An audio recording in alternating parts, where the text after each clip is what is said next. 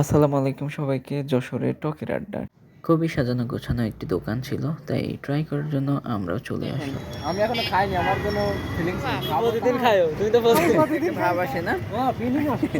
আসতে চায় না বেশি, উনি আসতে বলো এবার এর ভিতরে কি কি দিছিল আমাদের, তো খাওয়া শেষ কলা, পেয়ারা, তেঁতুল, আমরা, কামরাঙ্গা। তাই না? খুবই কিউট মিষ্টি একটা চেহারা।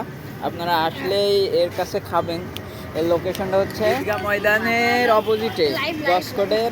আপনারা ঈদগাহ ময়দানের অপোজিটে আসলেই পাবেন এর।